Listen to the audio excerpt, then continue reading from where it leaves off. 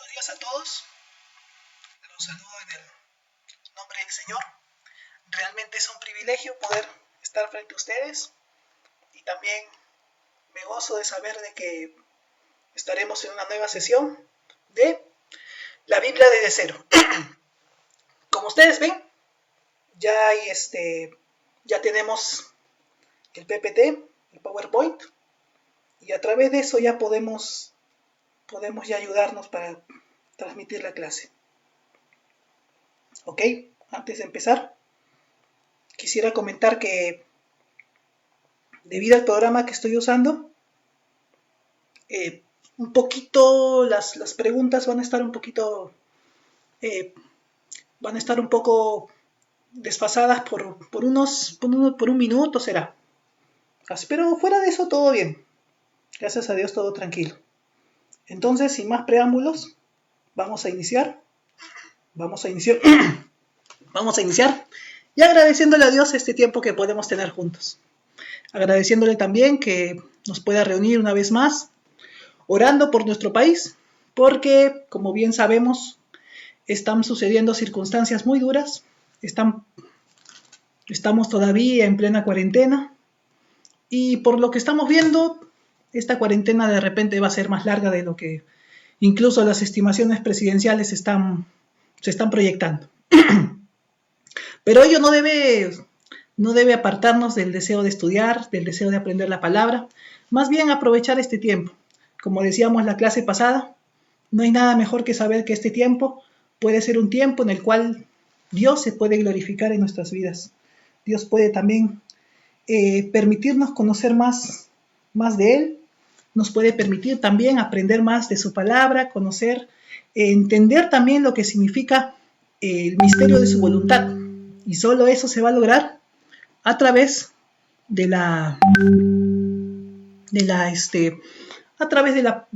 este medio. Podemos aprender un poquito más la Biblia desde cero. Si ustedes ven, la diapositiva está de la semana pasada, de la clase pasada, porque como les comentaba, ahora podemos usar la tecnología, podemos usar la diapositiva, podemos usar un poquito más, podemos ampliar un poco más lo que hemos visto la semana pasada.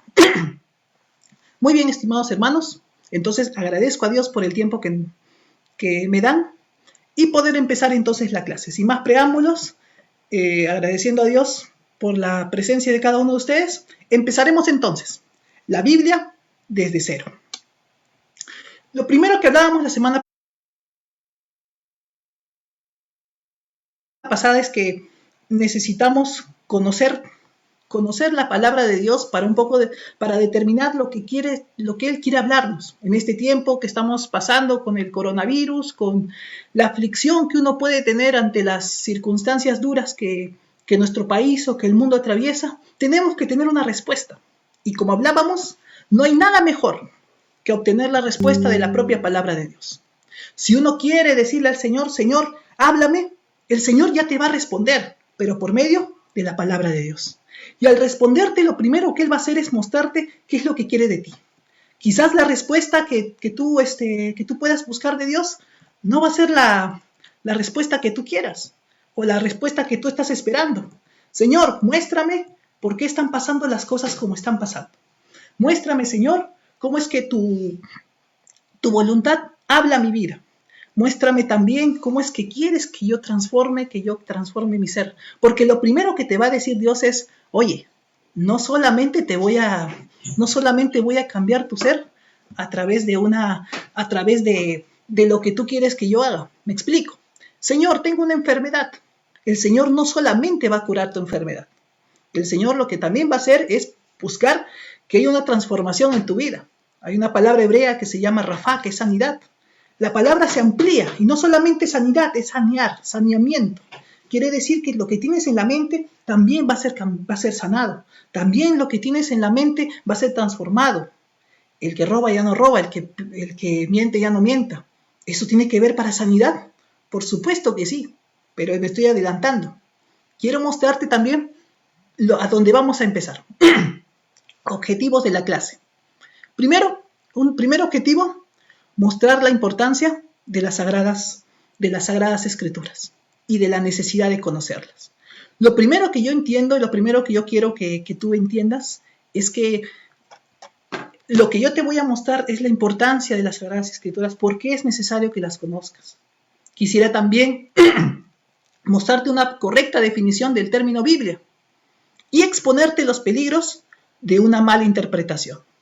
Lo peor que nos puede pasar es que tengamos una mala interpretación de la Escritura. Y pues, si esto ocurre, muchas veces nos vamos a encontrar con una serie de situaciones que podemos ver, ¿no? Hermano, ¿por qué tantos evangelistas hablan tantas cosas que no son correctas? ¿Por qué es que la iglesia está tan desacreditada? ¿Por qué es que hemos visto a tanta gente que se supone que habla de Dios y hace cosas tan terribles? Precisamente también, todo empieza por una mala interpretación de la palabra de Dios. Todo empieza por una mala interpretación, por un mal entendimiento, y terminamos fracasando, fallando como cristianos. Terminamos haciendo cosas que el Señor nunca pidió. Y más bien aquellas cosas que el Señor sí pide, las dejamos a un lado. Decíamos la clase pasada, es muy triste que el 89% de cristianos a nivel mundial no han leído su Biblia completa. Lo peor es que la cantidad, en el caso de los peruanos, es mucho más grande. No tenemos cultura de lectura. Y al no tener cultura de lectura, no vamos a tener tampoco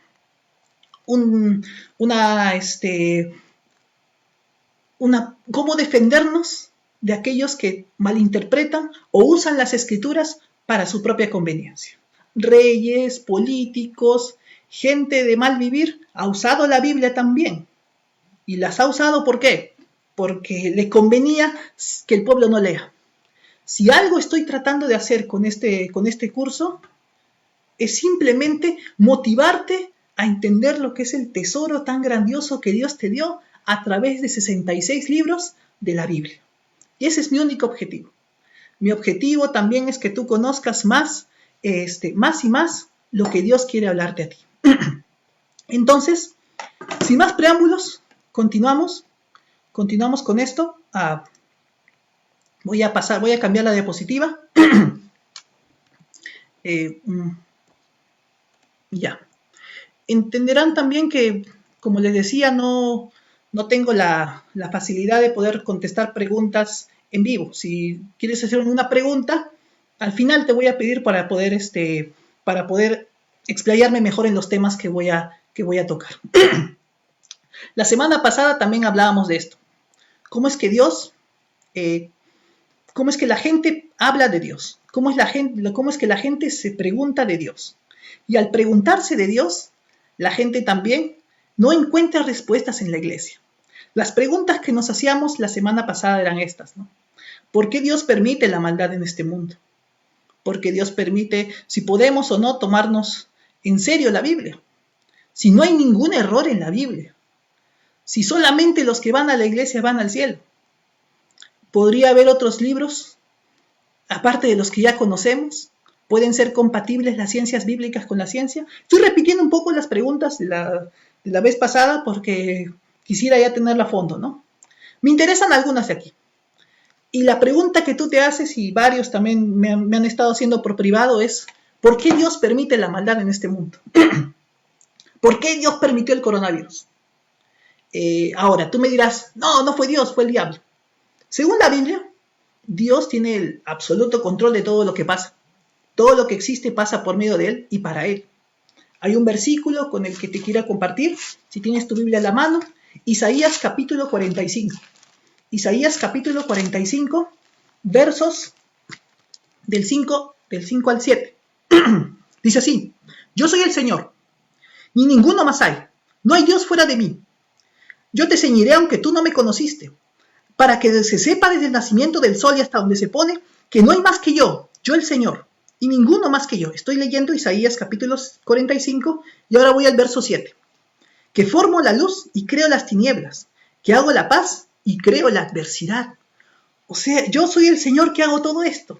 Entonces, si alguien me dice, hermano, amigo, Dios es el que permitió el coronavirus, por supuesto. Ojo que no uso la palabra Dios hizo.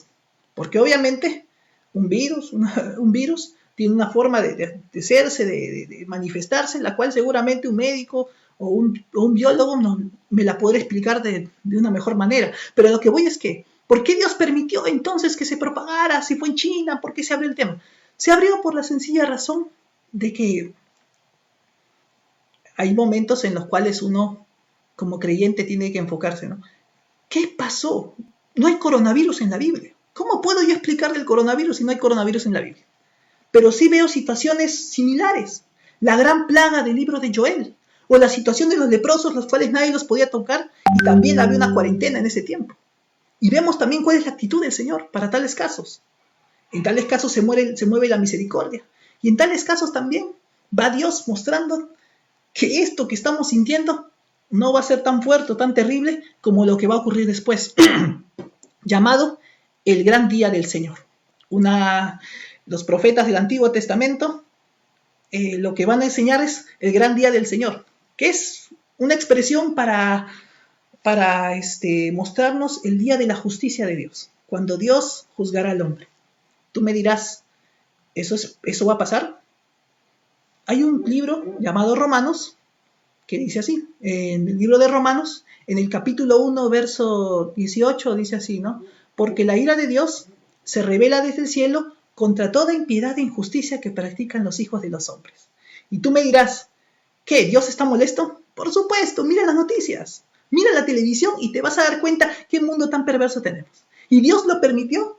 ¿Por qué? Porque le dio al hombre albedrío, decisión de hacer las cosas. Y desde el principio el hombre no quiso saber nada más de Dios. Y al no querer saber más que Dios, las cosas pasaron como pasaron.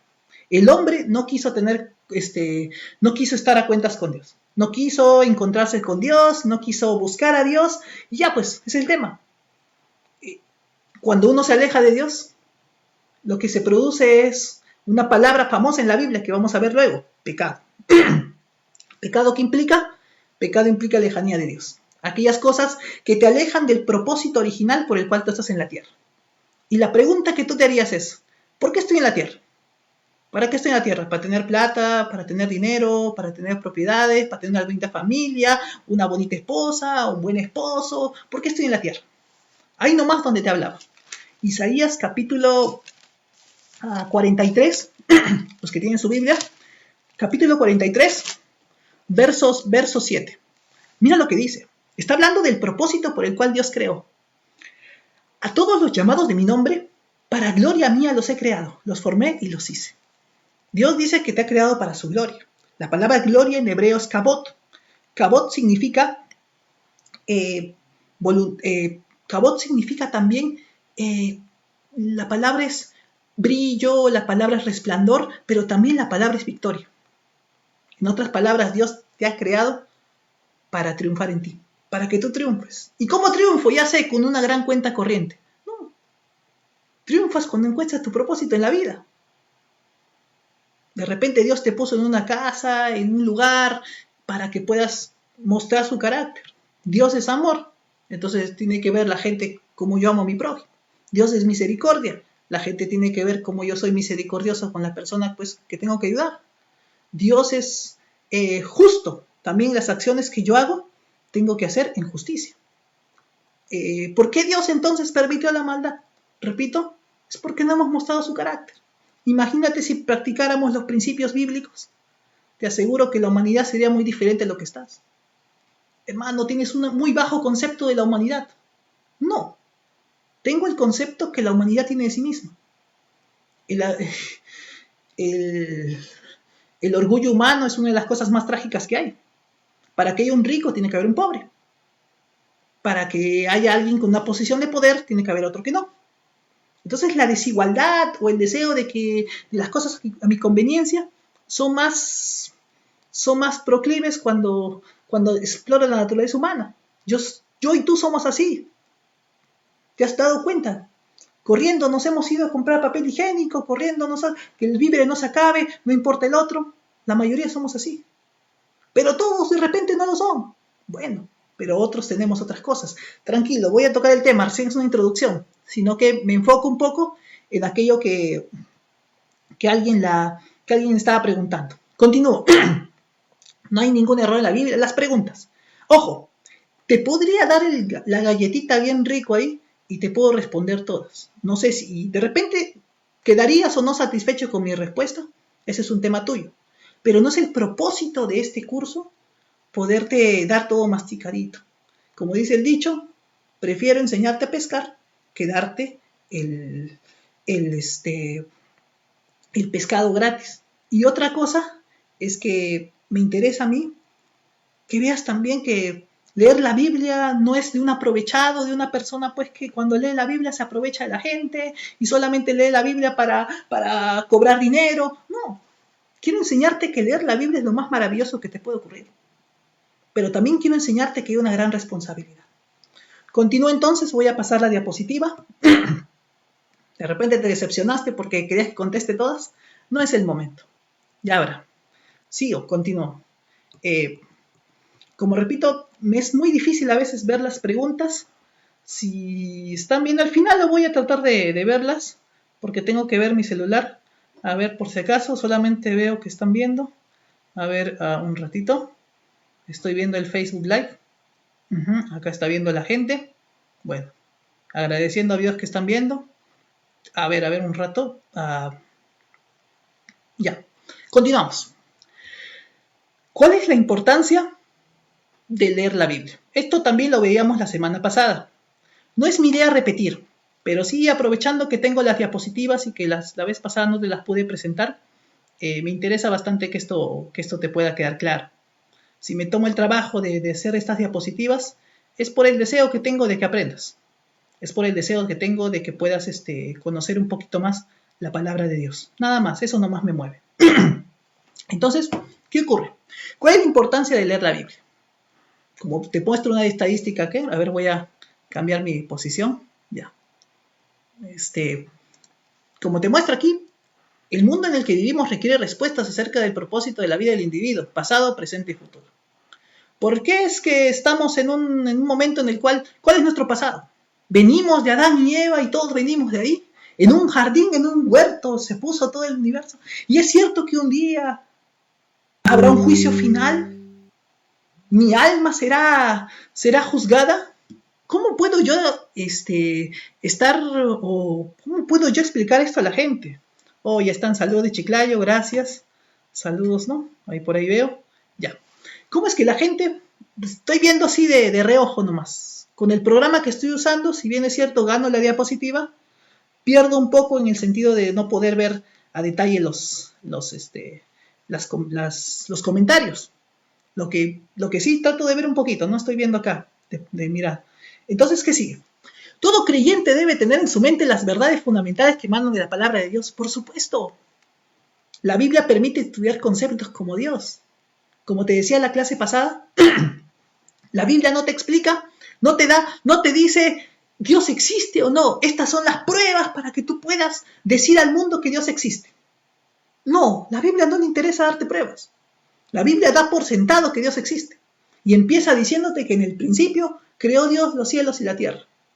Como te comentaba, ¿no? En hebreo es bonito, ¿no? Suena bonito. Bereshit bara Elohim et hashamayim et haaretz.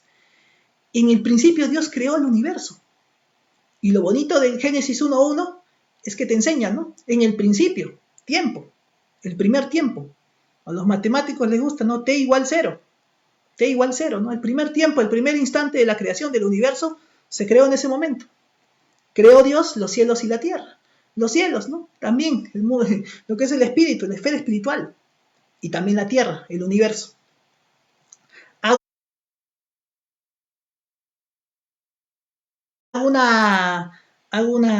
Gracias, muchas bendiciones, gracias.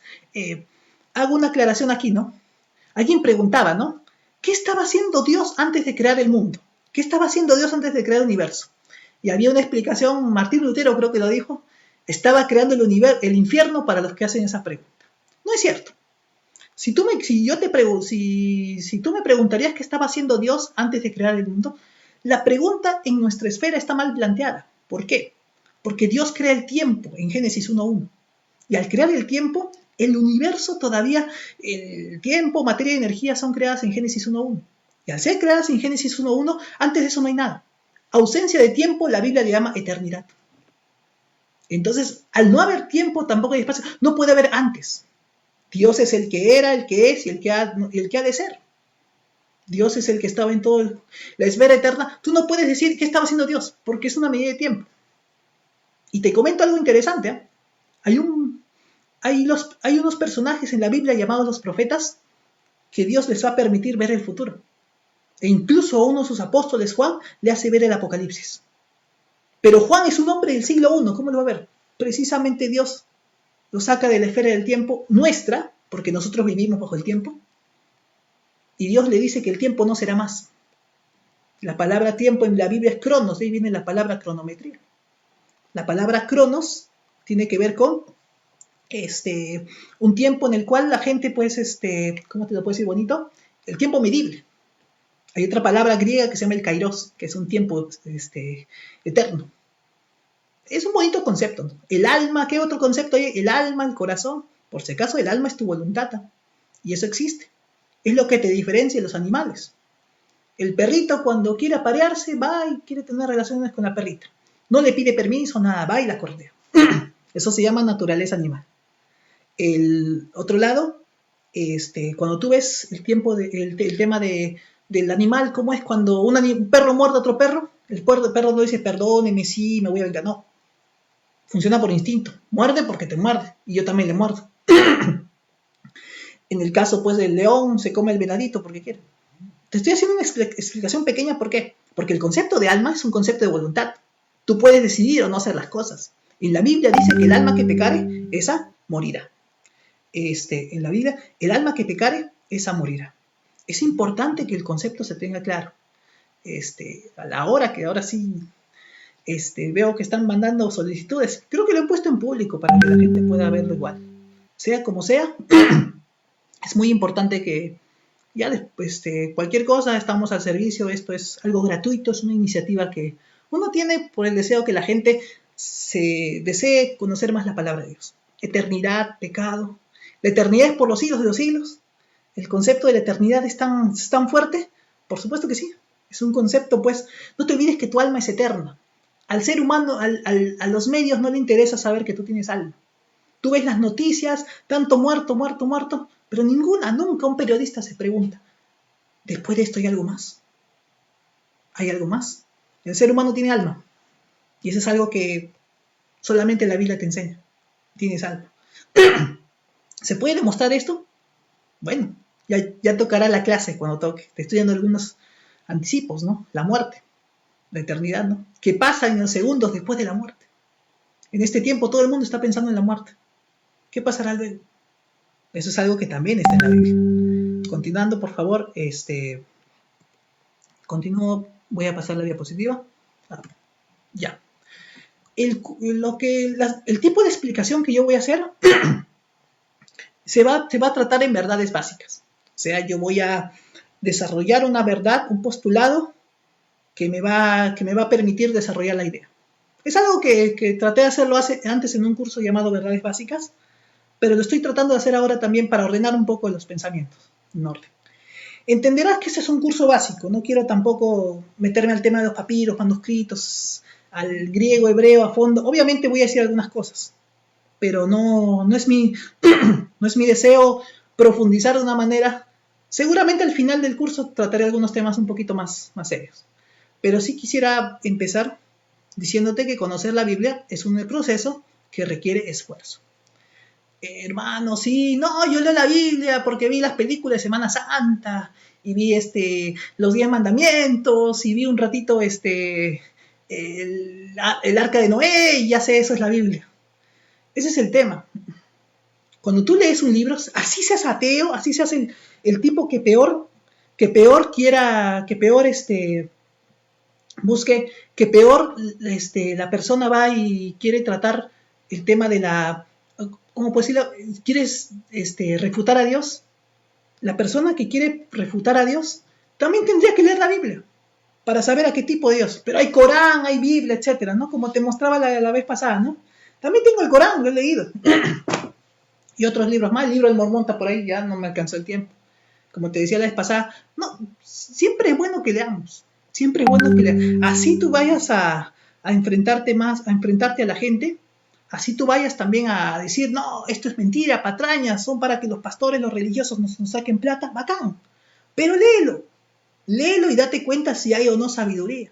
Léelo o no y date cuenta si realmente está escrito para que ciertas personas o ciertos grupos de poder tengan tengan el control de nuestras vidas, está escrito para que la iglesia siga en ignorancia a la gente. Léelo tú. No te dejes llevar por la propaganda mediática, es lo único que te aconsejo. No gano nada, no me pagan ni sociedades bíblicas, ni estas cosas para hacerle publicidad a la Biblia, ¿no? Una pregunta, dice, ¿no? Explique un poco más el alma que pecar esa morirá. El alma que pecar esa morirá es precisamente el pecado como consecuencia de la naturaleza corrompida del hombre. Y lamentablemente cuando uno tiene una naturaleza corrompida, lo primero que va a hacer es alejarse de lo que Dios pues quiere hacer para su vida. Y eso hace que la persona se separe de Dios. Y al separarse de Dios, lo que va a ocurrir es que la persona tampoco va a poder pasar la eternidad con Dios, que es lo más triste. Continúo. A ver, primero, ¿qué significa la palabra Biblia? Por ahí se me fue, mejor lo pongo todo. ¿Qué significa la palabra griega, Biblia? Ahí te he puesto la Biblia de Gutenberg, ¿no? Para que un poquito lo tengas. Wow, realmente es bonito ver las personas que están aquí. Saludos a todos. ¿Qué significa la palabra Biblia? La palabra Biblia viene del griego biblios, que significa biblioteca. La palabra biblios en general es, la idea es una biblioteca, un conjunto de libros. Por ejemplo, cuando tú empiezas a leer el Caballero Carmelo, tienes que empezar desde un comienzo. El gran problema de los cristianos es que leemos versículo por versículo. Y al leer versículo por versículo, no podemos darnos cuenta de la magnitud de información que nos perdemos. O sea, leemos versículo ¿en qué sentido? De que leo un versículo y de ahí, ahí me quedo, o leo un versículo y de ahí lo pongo un cliché, no, todo lo puedo en Cristo que me fortalece. Ya, qué bacán. O digo también, clama a mí y te mostraré cosas grandes y ocultas que tú no conoces. Y cuando tú no lees lo que viene antes y lo que lee después, lo que va a ocurrir es que vas a sacar una mala interpretación del libro. Lo que va a ocurrir es que te vas a perderte lo que el profeta o lo que el apóstol quiso decir en ese momento.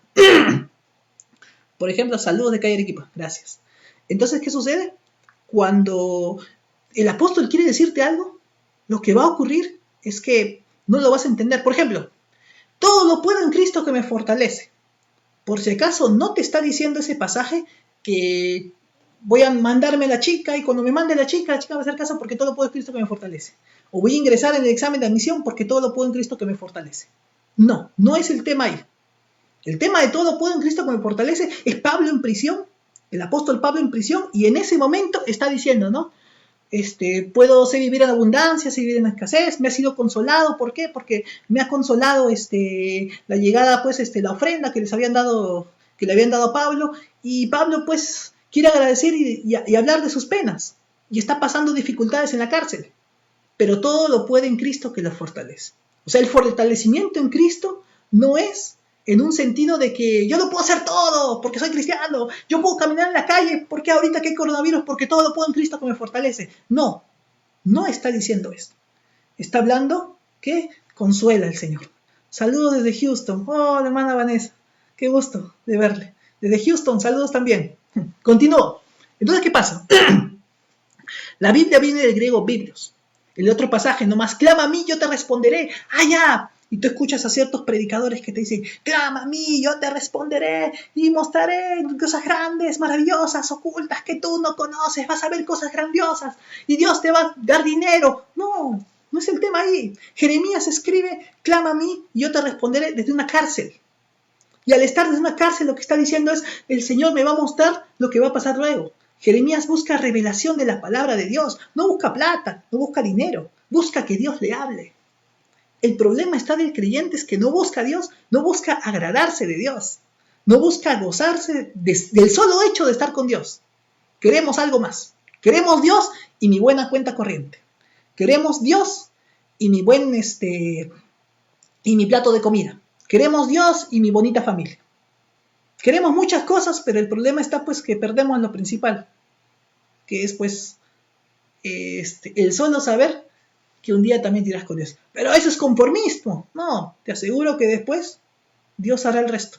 Y Dios te mostrará cosas maravillosas. Te lo digo por experiencia. Sin Dios mi vida era un desastre. Agradezco a Dios por las cosas tan bonitas que me dio. Continúo. La palabra biblios quiere decir biblioteca, colección de libros escrita en diferentes autores, épocas y estilos literarios. De eso voy a dar un poco más.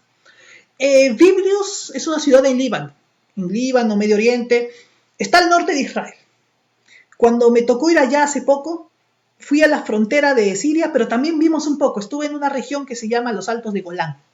En los Altos de Golán es una región, en los de la prosperidad, se llama también, hace la gente pues una, bueno, estoy leyendo acá la prosperidad, ¿no? Por eso ya me trabé un poquito. En el tema de Líbano es una región conflictiva. Los Altos de Golán es una región la cual está en conflicto con Siria y con Israel. Es una de las regiones más peligrosas del mundo. No sé cómo terminé yendo ahí, pero estuvimos ahí un rato. Y Líbano, pues es un país que ahora cerró fronteras con Israel. Te lo decía en enero cuando fui. Ahorita peor, con el coronavirus todo el mundo cerró fronteras. Y ahí queda la ciudad llamada Biblios. Biblios es una ciudad donde se hacía el papiro. Por eso te digo, el papiro viene de la ciudad de Biblios, de ahí viene el nombre conjunto de rollos. Te acordarás que en la época antigua, la Biblia no era un cuaderno, un libro. No es como ahora que tú tienes un libro acá y puedes leer, ¿no? No tienes, perdón, no se ve acá. Es un libro que tú, no, en ese momento no. Tú lo que tienes es un conjunto de, tú tienes un conjunto de ¿qué? De papiros, los cuales se agrupaban más adelante en un ordenamiento que se llama códice. No voy a llegar a eso todavía. El papyrus es una planta acuática, el Cyperus papyrus, ¿no? Sí, es muy importante. La imagen que te puse ahí es del papiro de Isaías, del famoso texto que se encontró en Qumran. En el siglo III a.C., en la comunidad qumramita, la comunidad qumramita, o sea, una comunidad de nómadas del desierto, decidió poner ahí, decidió guardar los rollos de escrituras. ¿Por qué te digo esto? Porque los que transcribían la Biblia, los escribas, eran muy serios. Cuando un papiro se acababa, lo quemaban. Por eso es que no podemos tener los textos originales todavía. No los tenemos porque ya tuvieron su caducidad. Algo interesante es que en el año 49 se encontró en las cuevas de Qumran varios rollos de textos en los cuales nos mostró que los papiros que teníamos eran del siglo III, siglo II, después de Cristo. Y estos papiros que hemos encontrado en Qumran tienen 6 siglos antes. Y el que te muestro ahí, la hojita que te muestro, es el Isaías. Isaías lo han encontrado completito. Mira qué bendición. El Isaías, tú sabes que Isaías es el segundo libro más grande de la Biblia. Y como eso del segundo libro más grande de la Biblia, 66 capítulos, es largote. Y lo bonito es que lo tienes casi intacto. Y lo más bonito de todo es que ese Isaías es casi idéntico al Isaías del año 2000, de 2300 años después en nuestra época. O sea, el Isaías que tú estás leyendo es prácticamente el mismo Isaías que leyó Jesús. Es un bonito obsequio que nos dio el Señor en el año 49. Lo que te digo es que si alguien te dice, no, eso lo han escrito la Iglesia Católica, eso lo han escrito mucha gente que tenía problemas, que nos han hay mucha gente que nos han tenido, que nos han hecho, la religión es el opio del pueblo y la gente pues quiere dominarnos, las clases élites, etcétera, ¿no? De eso voy a hablar en un ratito, porque es importante también tomarlo en cuenta. Sigo viendo, por el desfase veo algunas preguntas, ¿no? Ahí están algunos hermanos que están entrando, gracias a Dios. Lo bueno es que creo que se graba, ¿no? Se graba acá, sí, se graba en Facebook, ¿no? El que quiere. Esto es gratuito, no se preocupe. No, muy bien. A ver, ¿cómo usar la Biblia? ¿Cómo se usa la Biblia? Fueron pues acabados los cielos. Te muestro un versículo. Te voy a mostrar un poquito cómo se usa la Biblia. Como te digo, el curso es desde cero. Para ti es bien facilito de repente. Ay, ¿cómo me enseñas estas cosas? Sí, pero hay gente que de repente quisiera que lo uses. ¿Cómo se usa la Biblia? En primer lugar, la Biblia se divide en capítulos y versículos. El capítulo es el llamado número grande que aparece en todo texto. Tú vas a ver que todos los capítulos de la Biblia están divididos pues tanto en capítulos como en pequeños numeritos. La idea es que pueda preservarse una idea, pueda presentarse un texto. ¿Y qué influencia tuvo el concilio de Hipona? Te referirás al concilio de Nicea, pero eso es lo interesante del asunto del concilio de Nicea es que cuando veamos el Nuevo Testamento vamos a ver cómo es que lo que se hace ahí es solamente corroborar lo que ya estaban, los textos ya estaban, ¿cómo puede ser la palabra? Los textos ya estaban determinados por la iglesia. Lo bonito es que cuando veamos el Nuevo Testamento, cómo se fue armando la Biblia, las cartas de Pablo, las cartas de Pedro, las cartas de Juan, fueron armadas de una manera tan interesante que los primeros cánones de las escrituras ya estaban formados hasta el siglo II. Incluso un hereje llamado Marción hizo una lista de libros, lo cual nos hace ver que el canon bíblico ya estaba circulando. En el siglo IV se creó la Biblia. Mentira, esa es una gran patraña. Desde el siglo II, siglo I hay evidencia clarísima de que hay los textos, las cartas de Pablo, las cartas de Juan ya estaban corriendo. Y lo único que hizo en los concilios solamente es decir, esto está. Pero si alguien te dice, no, que eso lo crearon recién, el concilio, recién la Biblia se aprobó en tal concilio, Código Da Vinci, etcétera, ¿no? O la famosa explicación, ¿no? Que se da, la famosa explicación que se da en las novelas, no diría históricas, sino en las ficciones, ¿no? Hermano, la Biblia no es escrito en oscuras, no. Si tú ves la arqueología, o por lo menos ves, sabes un poquito de historia universal, te vas dando cuenta que los libros siempre han estado. Muy bien, cierro paréntesis. Continúo.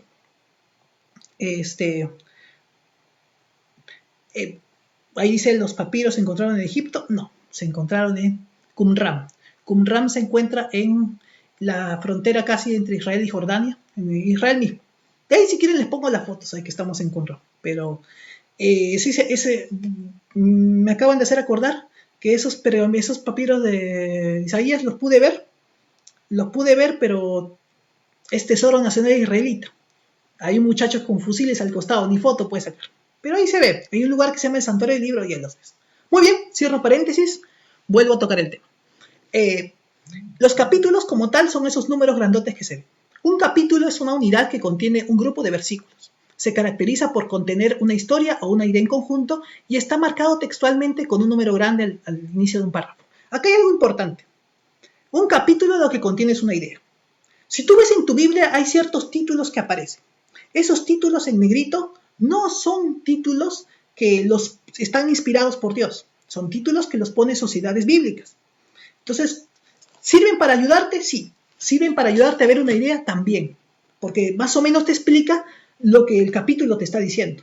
Pero esos títulos no son. Lo que sí, tampoco la Biblia estaba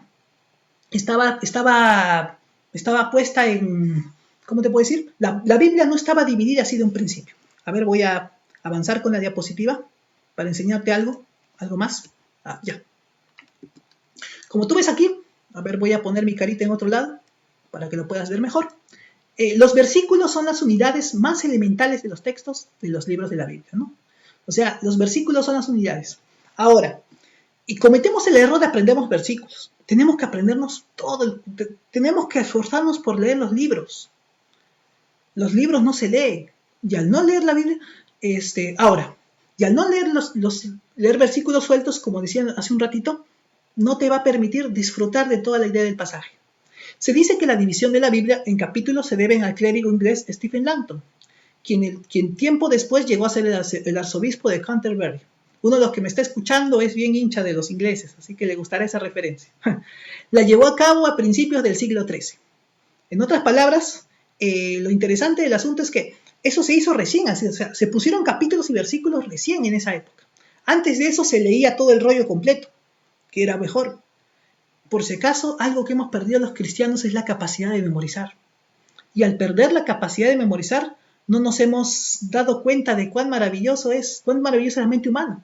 Cuántos datos te puedes almacenar. Nos almacenamos tonterías. Como digo a los jóvenes, ¿no? Te almacenas Goku, Saiyajin 1, 2, 3, te almacenas Messi, Cristiano Ronaldo, la alineación de River, de Real Madrid, Barcelona, te analizas, perdón, te memorizas tantas cosas y las verdades de Dios no puedes. Cuando se cita primero, se pone la abreviatura del libro, luego el capítulo y el versículo, ¿no? Por ejemplo, Juan 3:16 se pone el capítulo y luego el versículo. Hermano, esto es muy fácil de saber. Sí, pero como te digo, el curso es de cero. Y al ser de cero, aprovecho en tocar todos estos pequeños temas. Muy bien, avanzo.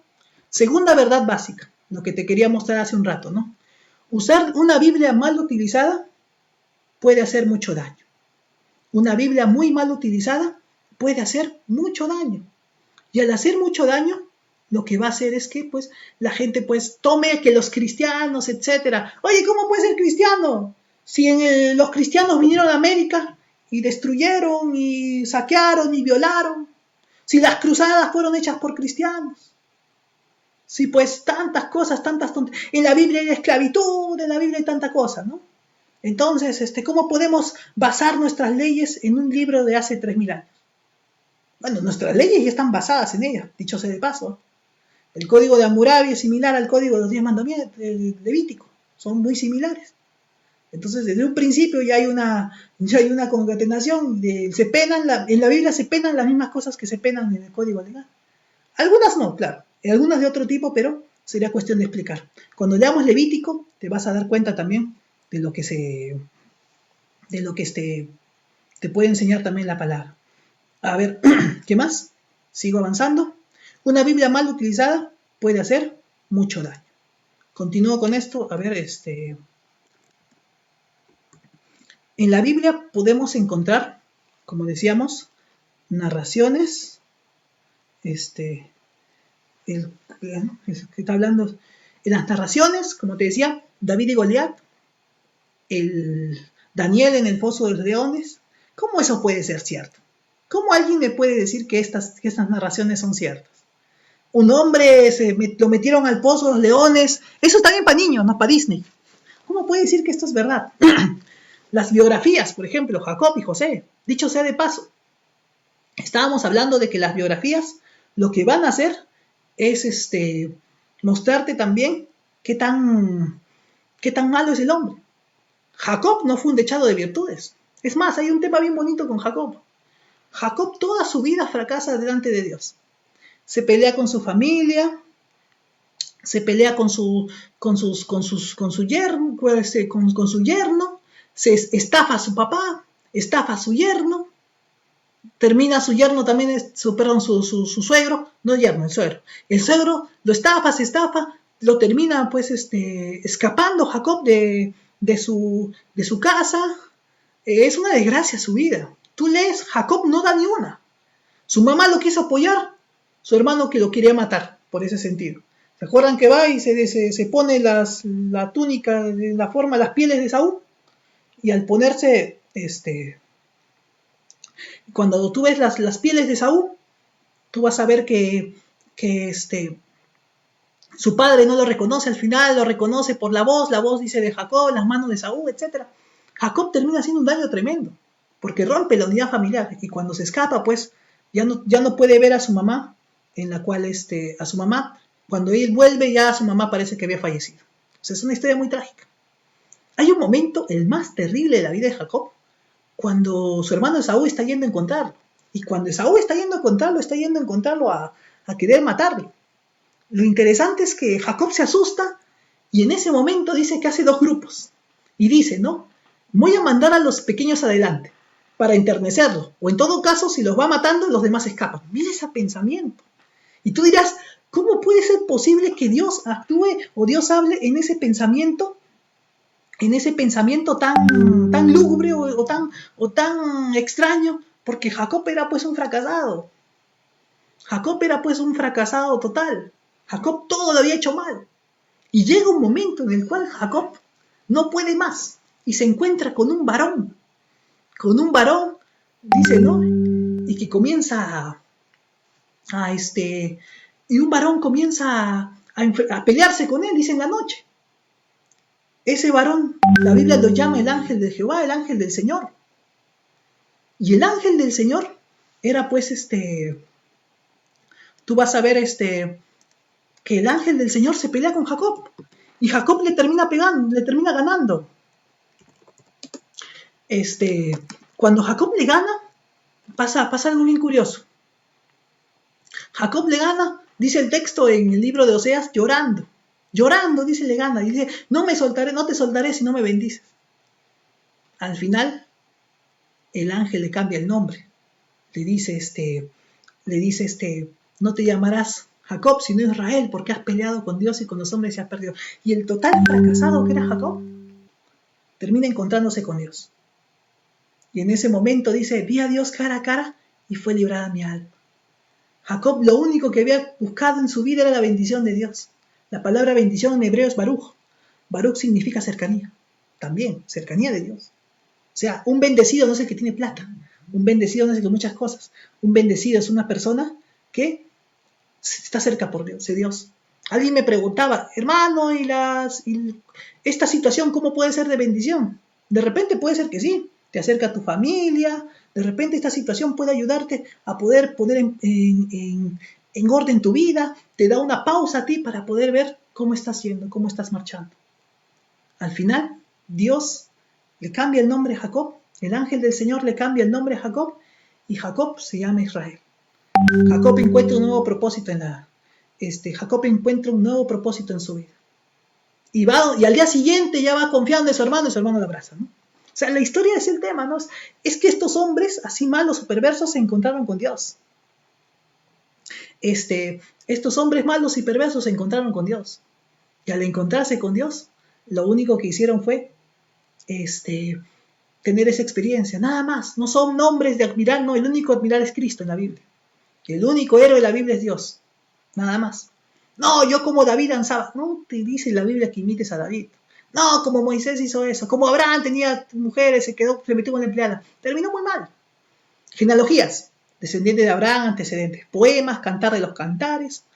El Salmo 23, ¿no? El Señor es mi pastor, nada me faltará. En lugares de delicados pastos me hará descansar. Junto a aguas de reposo me pastoreará. Confortará mi alma y me guiará por sendas de justicia por amor a su nombre. Y la estrofa más bonita, ¿no? Aunque ande en valle de sombra de muerte, no temeré mal alguno, pues tú estarás conmigo. Lo interesante del asunto es que el Salmo 23 es una expresión de ¿qué? De confianza en una situación adversa, en una situación donde no puedes más. Por si acaso, el buen pastor es el que encuentra los delicados pastos. No pienses que el delicado pasto es una gran planicie de pastos, no. ¿Sabes dónde es el contexto ahí? El desierto de Judá. Y en el desierto de Judá habían pequeños trocitos de pasto. Y el buen pastor era el capo, el que sabía encontrar el pasto de las ovejas. Lo mismo habla del Señor. El Señor también es el buen pastor. El buen pastor, que también lo que va a hacer es tomar a la oveja y la va a guiar hacia un momento en el cual él va a comer, la oveja va a poder ser saciada. Entonces, si tú sigues leyendo, Lamentaciones, son correspondencias, llantos, Tito, Filemón, ¿qué es códigos legales, dichos de sabiduría, juicios, canciones? La Biblia se trata sobre muchas, tiene muchas formas de lectura, o sea, tiene muchos tipos de literatura. Y si tú te encasillas, tú crees, por ejemplo, hermano, en Apocalipsis dice que vi una mujer en el cielo y un gran dragón. Ya, va a ser literal, un gran dragón va a venir. No, pues, ese es un lenguaje apocalíptico, profético, que te está hablando acerca de una figura, de mostrarte que va a haber un gobernante terrible y cruel, que va a ser más, terrible y cruel, que lo que va a hacer es tratar de de, de engatusar al ser humano, ¿no? Eso es, no pienses pues que va a venir un dragón, un reptil verde, ¿no? O sea, cada texto hay que leerlo en función al contexto en el cual fue escrito. ¿Qué veo ahí? Están hablando de FP, ¿no? ¿De dónde habrán sacado eso? Bueno, en fin. Profecías, códigos legales, dichos de sabiduría, juicios, etc. Canciones. Entonces, tú vas viendo aquí qué tan importante es poder leer cada texto de la Biblia según según la característica de su literatura. Por ejemplo, la profecía, ¿no? El gran día del Señor, el grande y espantoso día del Señor. Eso es algo pues que va a ser terrible. Este, tienes que tener mucho cuidado con eso. Entonces, los juicios. Hermano, pero la Biblia me habla del juicio de Moab, juicio de Amón, juicio de Edom. Entonces, yo no conozco esos lugares, esos países. Entonces, si esos países son los que están marcando una tendencia en la Biblia, por lo menos ocúpate de pensar. No te estoy diciendo que te pongas a explorar quién es Edom, quién es Amón, etc. Lo que te está diciendo la palabra de Dios es que fíjate esos principios de los cuales esos pueblos han sido juzgados para que tú no hagas lo mismo. Para que tú no hagas lo mismo. Continúo. A ver qué dice acá. Ah, no. Siguen, ¿no? Con el tema de... Wow, ya en fin. Si otra cosa también, por si acaso, este es un chat, un Facebook público, pueden ustedes conversar en privado, ¿no? Traten de no saturar porque hay otra gente que de repente no voy a poder ver las preguntas de otros, así que eso tengan mucho cuidado, pues, por favor, ¿ya? Continúo. A ver, esto lo voy a tratar rápido porque me gustaría enfocar otro tema, el peligro de una mala interpretación. El peligro de una mala interpretación. Me explico. Esto lo saqué de un libro de Gibbs. Me gustó esta parte, ¿no? El peligro de la mala interpretación. ¿Cuál es el problema de una mala interpretación según los versículos de la Biblia? Por ejemplo, algunos cruzados salieron en el nombre de Cristo y asesinaron están hablando acerca del soldado que asesinó a un bebé, un incrédulo. Por ejemplo, las cruzadas agarró y dijo, ¿no? Dichoso el que estrellare tus niños contra la peña. Entonces la cuestión es que pensaron ahí que todos los niños debían ser muertos y estrellados en la piedra. Entonces tengan mucho cuidado, ¿no? A veces uno puede tomar un texto y justificar cierta acción, ¿no? En África del Sur y en África del Sur, los europeos se apoderaron de la tierra a los nativos y citaron que Dios le dio la tierra a Josué para matar a los cananeos. Entonces la cuestión es que al matar a los que pensaron y dijeron, ¿no? Como Josué le dio la tierra para matar a los cananeos, igual nos va a dar la tierra a nosotros. Finalmente, en el siglo pasado, un régimen perverso en Alemania dijo que la voluntad de Dios era matar a todos los judíos. Para justificar sus pecados, citaron Mateo 27, 22, 25, que decía, ¿no? Se refiere que los judíos dijeron, su sangre sea sobre nosotros y sobre nuestros hijos. En otras palabras, lo curioso del asunto es que su sangre sea, lo que está diciendo es que cuando el sacerdote Caifás agarró y dijo, pues, ¿no? Le preguntaron por Jesús, su sangre sea sobre nosotros, sobre nuestros hijos. Y pensaron que esa era una condena para los judíos y los judíos tenían que ser atormentados siempre. No solamente en esos ejemplos históricos, te he puesto alguno más, ¿no? Algunos pastores usan las escrituras para hacerse ricos, por supuesto. Santana y 800 más. Estos pastores histriónicos, etcétera, Cash, etcétera. Tú fíjate, yo sí estoy de acuerdo que el Estado vea auditoría, que por lo menos se haga una auditoría seria de las iglesias. Eso estaría bien. Que las iglesias vean pues lo que estamos cada uno, ¿no? Porque por cada sinvergüenza que hay en este tiempo, hay 10 que nunca van a salir a la luz, que nunca van a salir en noticias, 10 hermanos que están tratando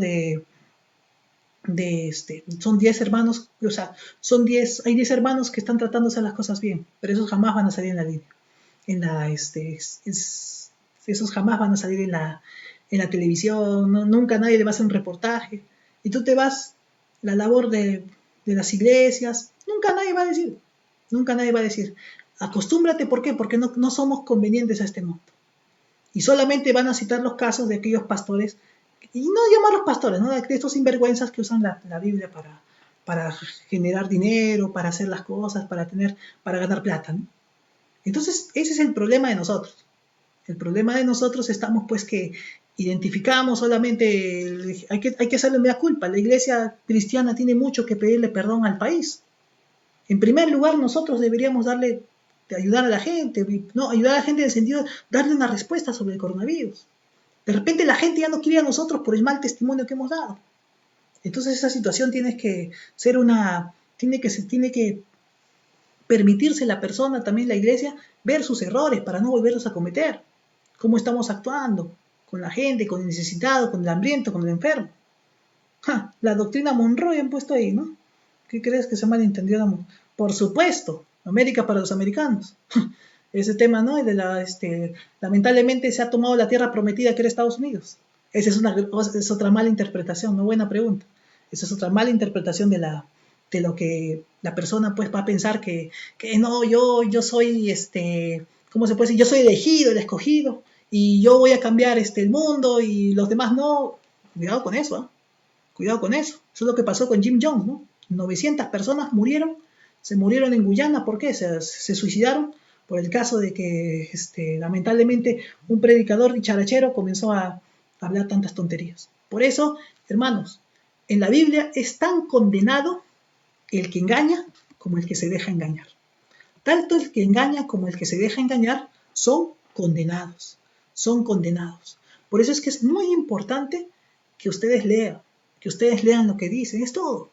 Tercera verdad básica. La Biblia fue escrita por los profetas y apóstoles bajo la inspiración de Dios. Esto es otra verdad básica que quisiera que lo tomes en cuenta. La Biblia fue escrita por los profetas y apóstoles. Voy a terminar en esta verdad nomás. Quisiera por el tema, por mí me quedaría hasta la noche, pero también hay que dejar más tema. Por si acaso, a partir de las próximas semanas voy a tratar de tocar las diversas partes de la Biblia. Vamos a comentar los libros. Obviamente brevemente, ¿no? Pero antes de empezar con esto, ¿no? Los dos testamentos.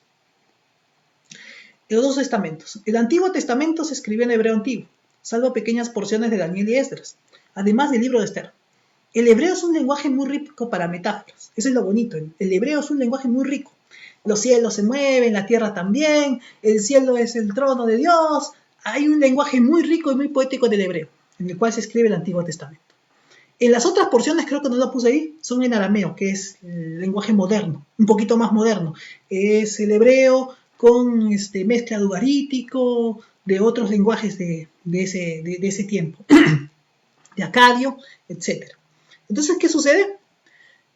Los puntos que acompañan las letras son colocados por los masoretos. Ahí dice, ese es el capítulo 1, verso 1 de Habacuc. Ahí dice, si ustedes quieren algo de hebreo, Hamasha, Asha, Atza, Habacuc, Hanabi. Masha es profecía, la profecía, es ¿no? Hamasha, la profecía, Asher que vio él, o sea, es el pronombre personal, Habacuc, Hanabi, Habacuc el profeta. Esa es mi traducción del verso 1, ¿no? Te traduciré todo el texto, pero por tiempo estamos en eso. Así se escribe el hebreo. Se lee diferente, se lee de un lado para otro. Se lee de lo que es, como estoy siguiendo en el mouse, así se lee. De izquierda a derecha, no sé cómo, de derecha a izquierda, mientras el castellano o el griego se leen de izquierda, el hebreo se lee de derecha a izquierda y el castellano y el griego se leen de izquierda a derecha. El Nuevo Testamento se escribe en el griego koiné. Por si acaso no es un lenguaje no es un lenguaje demasiado técnico. Más bien hay otro griego clásico, por ejemplo, la Ilíada y la Odisea fueron escritos en griego clásico. Mientras que el griego koiné es un griego más común del pueblo. La palabra koiné significa común. Era un griego rústico, que se hablaban en los puertos, se hablaban en las calles, pero era el idioma más popular del Imperio Romano. ¿Por qué te digo esto? Porque acá te he puesto algo interesante. Israel, el Antiguo Testamento era el énfasis Israel, pero el Nuevo Testamento llega al mundo. Y si yo quiero que llegue al mundo, y si yo quiero que un documento llegue al mundo, lo que voy a hacer es colocarlo de una manera en la cual el mundo pueda leerlo. Si actualmente quisiera yo hacer llegar un documento, lo tendría que hacer en inglés. Pero en esa época no era el inglés el documento más, el lenguaje más común. Era el griego koiné. Por eso es que el Nuevo Testamento se escribió en griego. Ahí dice, no, toi de Yidu, yeneteo, debel, Bethelem, tes, Yudais, de enemeras, produ, ¿no? En otras palabras, hablando Jesús, ahí está la traducción, ¿no? Hablando Jesús nacido en Belén de Judea en los días de Herodes. Ese me parece que es Lucas. Lucas porque Lucas es el que pone énfasis en los datos históricos. A Lucas mucho le gusta la historia, a Lucas mucho le gusta el cotejar datos, presentándote que para Lucas no es la Biblia, perdón, los evangelios no son temas solamente de interés, ¿cómo te puedo decir? No son escritos solamente en una enseñanza, sino también Lucas trata de decirte que el evangelio es real. Que el evangelio es real y está encuadrado en la historia. Muy bien, continúo ya para... Aquí quiero leer un pasaje bíblico que creo que nos puede ayudar para lo que voy a decir. Vamos a 1 Corintios, capítulo 3. Capítulo 3. 1 Corintios, capítulo 3. Así dice la palabra del Señor. 1 Corintios, capítulo 3. Te habla de lo que es la Biblia. 1 Corintios, capítulo 3. Ahí te puse el verso 11, pero en realidad quiero leerlo desde el versículo 9. 1 Corintios, capítulo 3, verso 9. Dice así. Porque nosotros somos colaboradores de Dios y vosotros sois labranza de Dios, que me has, edificio de Dios, conforme a la gracia que me ha sido dada. Yo como perito arquitecto puse el fundamento y otro edifica encima, pero cada uno mire cómo sobreedifica. Mira lo que dice acá. Nadie puede poner otro fundamento que es Cristo. Esto es importante. Nadie puede poner otro fundamento que es Cristo. El fundamento de la palabra de Dios es Cristo Jesús. Eso nos queda claro. Es en base a Él que se escribe. Si no fuera por Cristo, no leeríamos la Biblia. No es nuestro objetivo leerla. Bueno, es más, el propio judío te dice, cuando tú lees a los judíos, ¿por qué lees? Ustedes son los gentiles no deben leer esto. Es la Biblia para nosotros, ustedes se han metido a leer esto. Es verdad, sin Jesús no tenía propósito de leer el Antiguo Testamento, no tendría propósito yo de leer la palabra de Dios. No habría propósito sin Jesús. Ahora, el fundamento es Cristo. Y sobre ese fundamento han entrado los apóstoles y los profetas. Esto es bien interesante porque la Biblia usa una figura aquí. Y después dice que ese edificio va creciendo y tú vas sobreedificando. Ojo, que la gente lo que ve en un edificio no son los cimientos, ve la sobreedificación. Ve la pintura, ve cómo están los cuadros, ve cómo está distribuida la casa arquitectónicamente, etc. Eso es lo que ve la casa. Entonces, acá algo importante que tenemos que notar es que lo que va a ver la gente no va a ver pues la escritura como tal. ¿Cómo la gente va a saber que la palabra de Dios es cierta? Lo va a ver por mi vida. Entonces la gente va a ver, oye, ¿verdad, no? Esta persona, a pesar de la aflicción, sigue conociendo la palabra de Dios, sigue buscando la Biblia, sigue buscando a Dios, o de repente esta persona vive bien, ayuda al necesitado, al enfermo, al hambriento, etc. Entonces esa persona que hace eso, te aseguro que por medio de la palabra de Dios, la gente va a decir, ¿qué cosa hace esta persona, no? ¿Qué cosa? La palabra de Dios es, vosotros sois cartas abiertas. Entonces la gente va a decir y va a mirar, oye, en verdad, ¿no? Hay gente que está escuchando, que está viendo cómo hay un cambio en la vida de una persona. Entonces, si hay un cambio en la vida de una persona, quiero saber por qué cambió, ¿no? La gente tiene que buscar querer ser como tú. Eso es algo que los cristianos tenemos que esforzarnos bastante. No es tan fácil no es tan fácil poder plasmar una idea de cómo de ponernos como ejemplo, pero tenemos que hacerlo. Mira lo que dice Juan capítulo 5 verso 39. Mira lo que dice Juan capítulo 5 verso 39. Esto es importantísimo. Juan 5, 39. Y Juan 5:39. Escudriñad las escrituras, porque a vosotros os parece que en ellas tenéis la vida eterna, y ellas son las que dan testimonio de mí. Escudriñad las escrituras, dice la palabra de Dios. O sea, Jesús te está mandando a que escudriñes. Nosotros no escudriñamos la Biblia porque queremos, ¿no? Hacer un negocio de Biblias. No, queremos escudriñar porque Jesús nos dice que tenemos que escudriñar la palabra de Dios. Jesús nos dice que tenemos que conocer lo que el Padre quiere para nosotros, quiere decirnos, quiere mostrarnos, etc. Si eso, por eso te he puesto ahí, ¿no? Esto significa que la edificación se funde en las enseñanzas de estos. ¿Quiénes son estos? Los apóstoles y los profetas. ¿Qué es un profeta? La palabra profeta significa naví. En hebreo es naví, significa voz, portador de algo, portador de la voz de Dios. No era fácil ser profeta. Si eras profeta te perseguían. Si eras profeta te mataban. Estos hombres fueron pues muertos por ser profetas. ¿Se acordarán? El profeta Isaías es aserrado.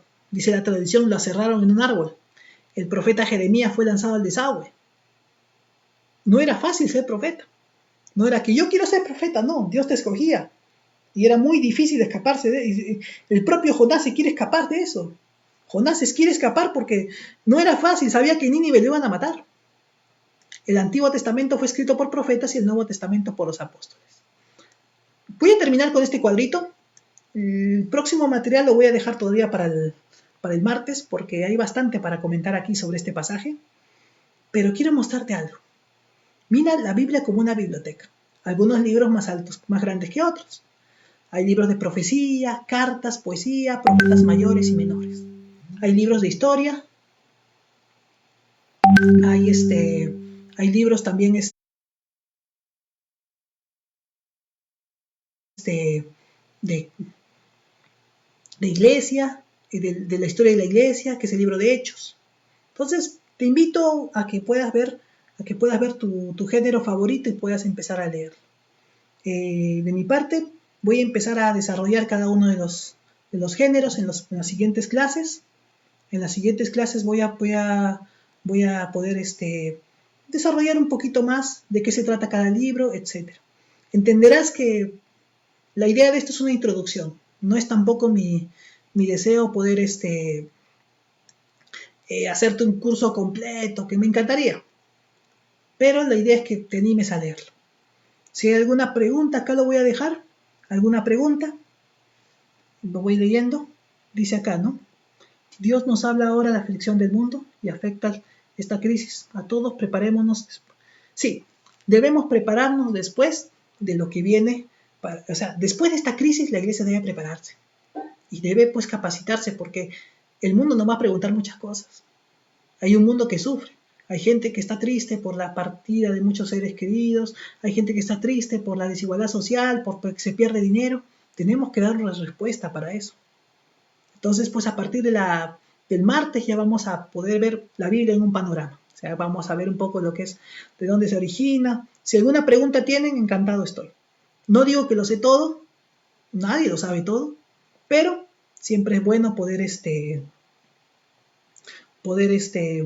empezar. Siempre es bueno poder aplicar la palabra de Dios a las circunstancias que nos suceden.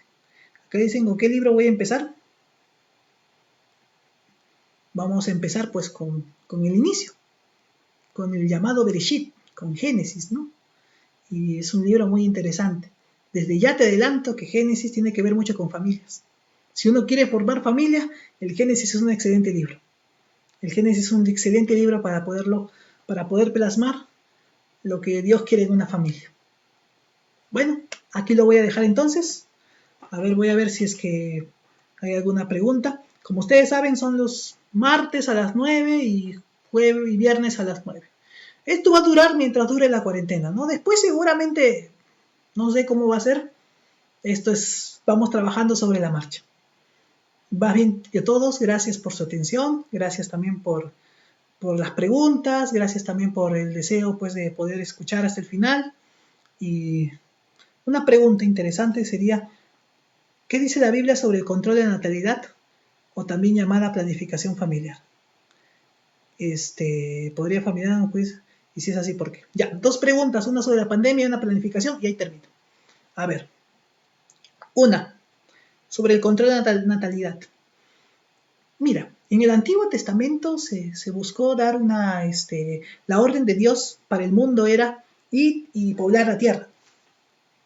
Esa era la orden de Dios, porque obviamente eran 2 hombres, 2 personas nomás. Después de ello ocurre algo bien interesante. La tierra comienza a poblarse. En el Nuevo Testamento esa orden ya no se da, pero sí vas a poblar la tierra ya no de nacimientos, sino de nuevos nacimientos. ¿Cómo es eso? De nacimientos espirituales. Entonces tú vas buscando que Dios haga vas predicando el evangelio y nuevas criaturas van naciendo.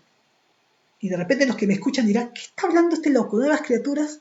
Eso lo vamos a hablar un poquito adelante. Pero nueva criatura se le llama a la persona que está en una nueva creación con Cristo. O sea, que Cristo ha cambiado su vida, se le llama nueva criatura. Y nos manda a hacerlos nacer a ellos. Ya no hay un control de la natalidad como tal. Ahora, la Biblia dice sobre el control de la natalidad que yo, hermano, bueno, acá entra mucho también el criterio propio. La Biblia te dice que no te sometas a tus pasiones. Si estás todo el día pensando en sexo, también todo el día vas a querer, pues, no vas a poder controlar tu mente, no vas a poder controlar tu vida. Por eso es que el apóstol va a decir, no, oye, primero que nada, controla tu ser, dedica tiempo a la oración, dedica tiempo, sexo es placer, pero también la pareja tiene que ser bien seria en ese aspecto. Si están ahí como gatitos, como cuisitos, después incluso se ven pues parejas cristianas con 10, 11, 12 hijos, porque pues no han sabido distribuir su tiempo.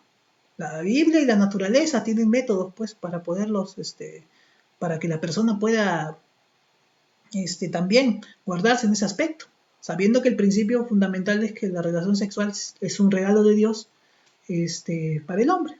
Eso también, Cantar de los Cantares lo dice. Y finalmente, hay un libro de personas, Pastor, buenas noches, esta pandemia podría considerarse un juicio. Sí, podría considerarse un juicio. Como decíamos al comienzo, nada pasa si Dios no lo permite. Ahora, un juicio porque Dios está molesto con la humanidad, siempre lo ha estado. Desde el pecado molesta a Dios, enfada a Dios, el pecado ofende a Dios y Dios está molesto.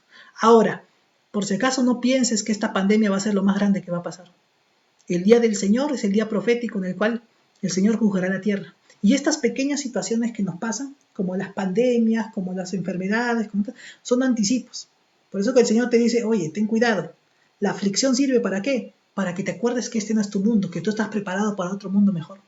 La aflicción sirve para que te des cuenta que lo principal de todo es poder ver que somos seres, la palabra exacta sería, somos seres somos seres tan pequeños y tan proclives al daño que uno tiene que solamente encomendarse a Dios y pedirle, Dios, ¿sabes qué?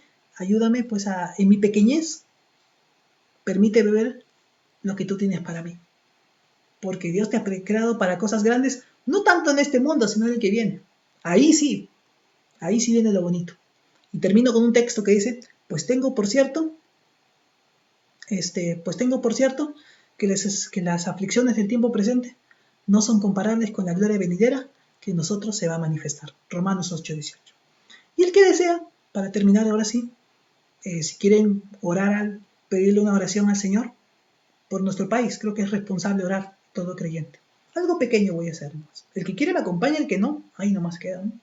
Amado Dios, bendito sea tu nombre, te pedimos por nuestro país, por las autoridades, por la gente que está pasando situaciones difíciles. Tú eres bueno y tu misericordia es para siempre.